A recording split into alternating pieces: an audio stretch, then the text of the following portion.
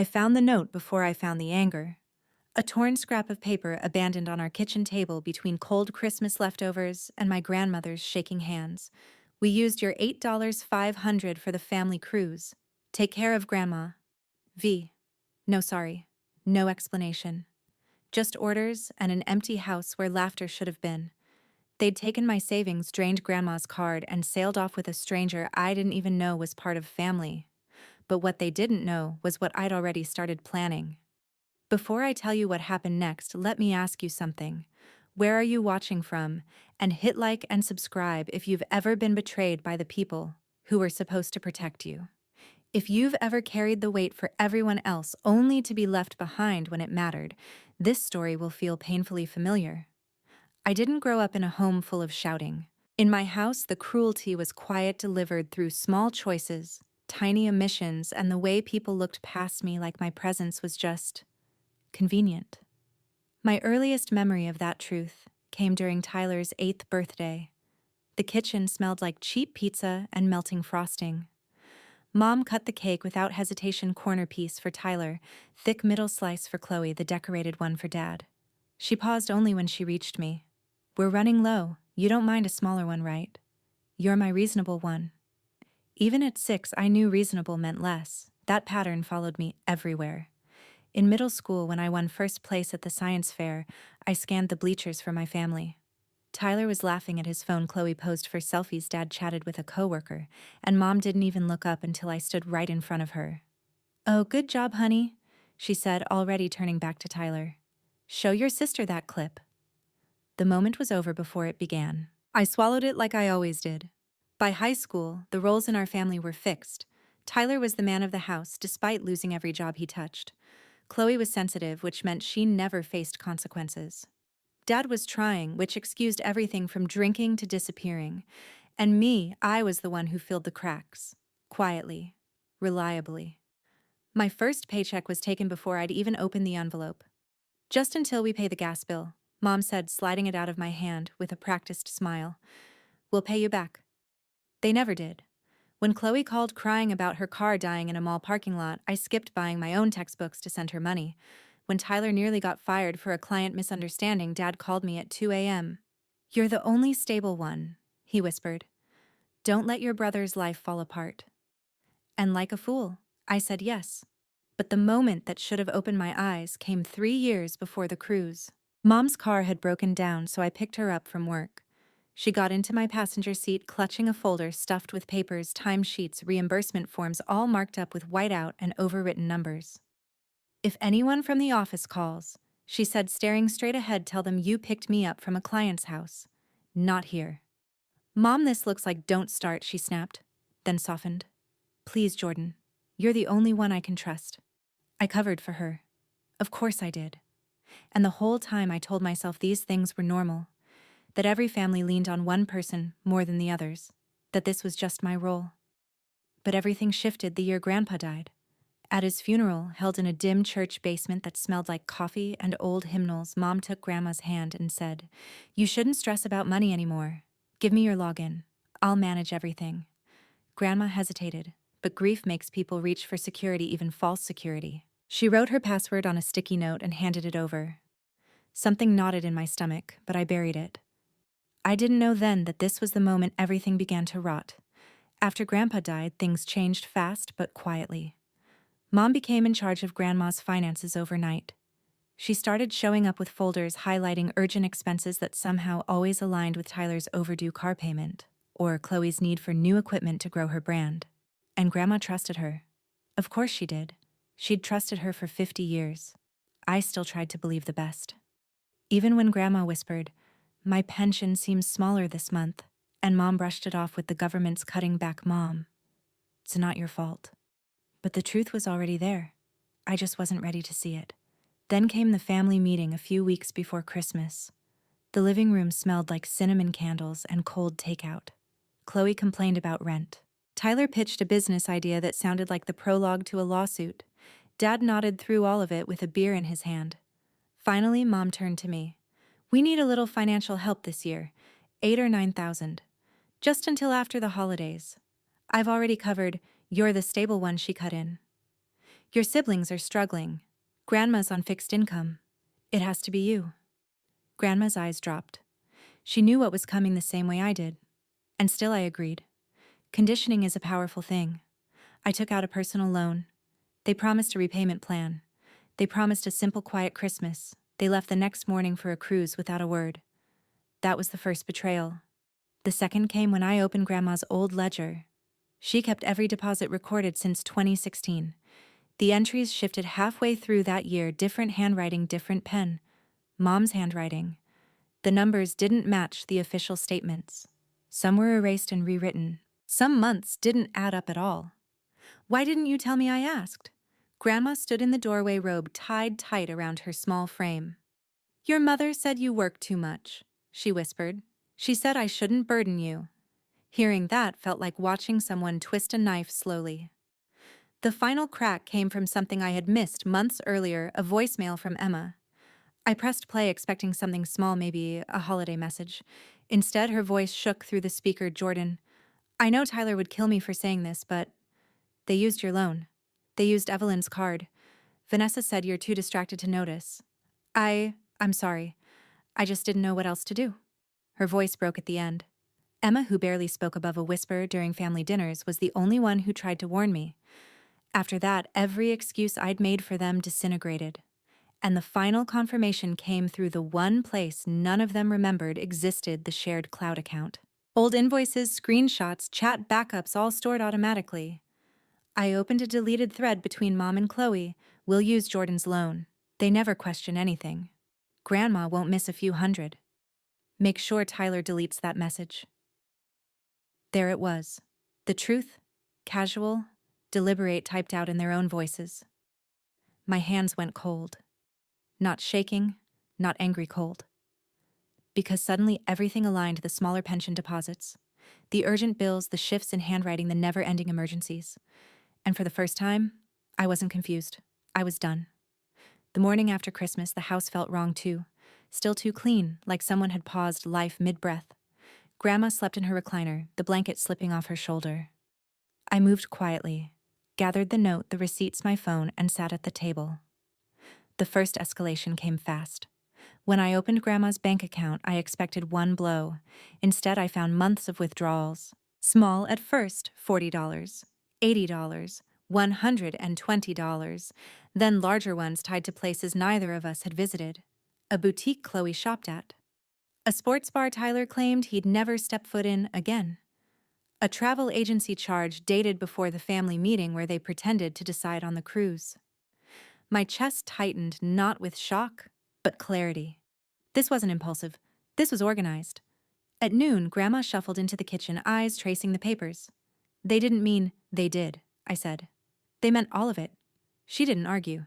That silence told me everything. The second escalation came from a notification I hadn't expected: Chloe's Instagram story. She was stretched out on a deck chair, sunglasses on, holding a champagne flute. The caption, "Finally peace. Family only. Family only." While Grandma ate cold leftovers on Christmas Day, my jaw clenched. I turned off the phone, but the damage had already sunk deeper. Later that afternoon, I dug into our old shared cloud account, something Mom set up years ago to share family photos. They never changed the password. Inside were backup folders labeled automatically receipts, screenshots, message archives. I opened the deleted messages first. Vanessa, we'll use Jordan's loan. They never ask questions.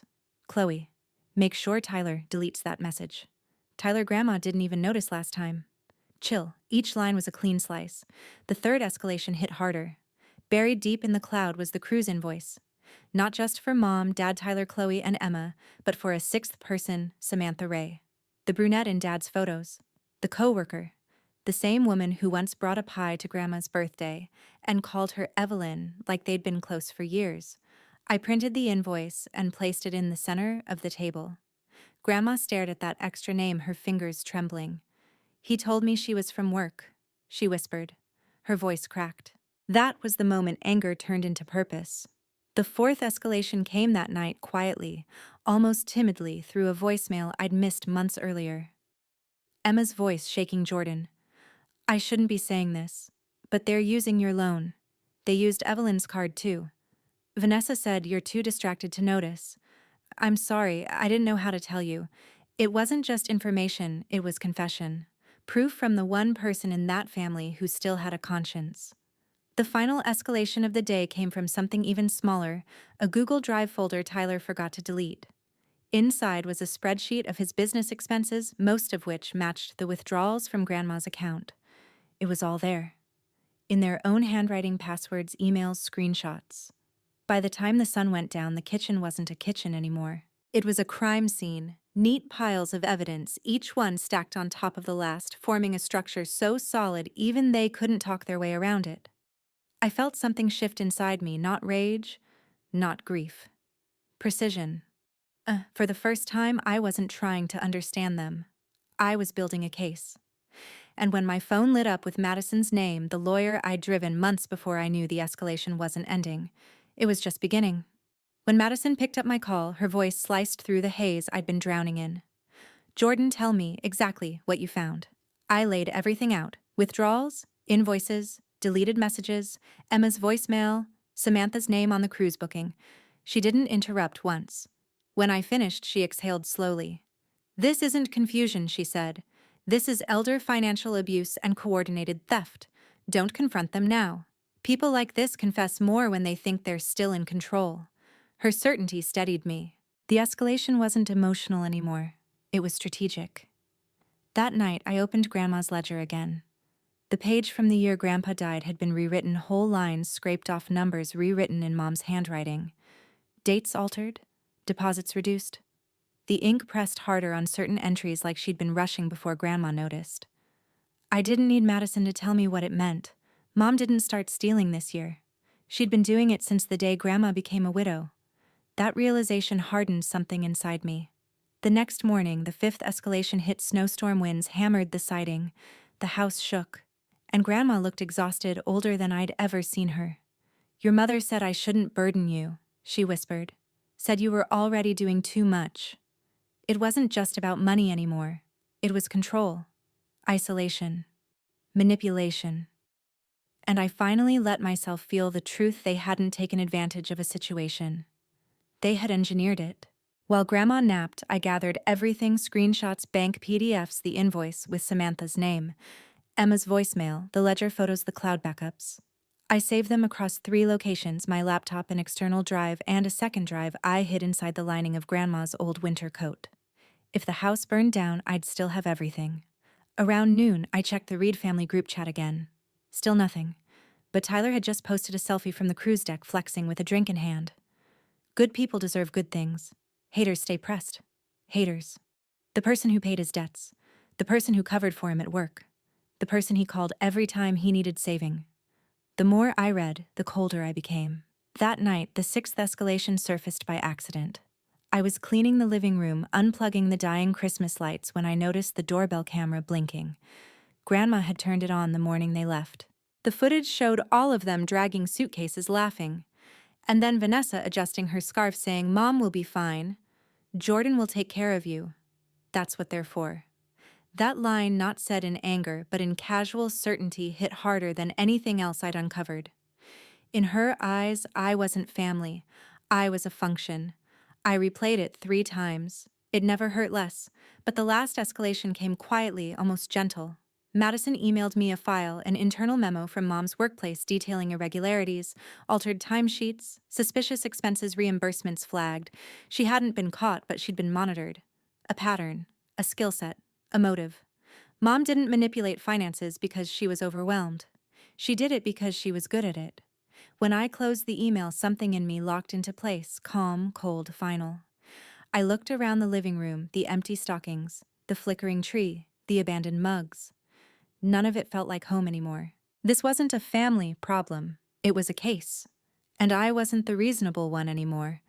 I cleaned the house, threw out the wilted decorations, set the table with quiet intention plates. Cups folders stacked neatly like evidence for a trial. Then I sat at the head of the kitchen table, with the laptop open, waiting for them to come home. And when I finally heard the crunch of tires on snow, laughter spilling toward the house as if they hadn't left destruction behind, my pulse didn't race. I wasn't nervous. I wasn't scared. I was ready. The escalation was complete. The confrontation was next. They walked into the house like nothing had happened, laughing, stomping snow off their boots, dragging suitcases heavy with souvenirs paid for by the two people they abandoned. Mom's voice hit first. Couldn't you at least turn the heat on? The house feels like a freezer. No hello, no apology, no glance at Grandma.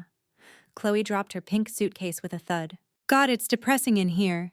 Tyler blew into his hands. Relax, everyone. We're home. Dad walked in last with Samantha right behind him. She froze when she saw Grandma, then stepped back like guilt had weight. I didn't stand. I didn't smile. I just said, sit down. They all turned.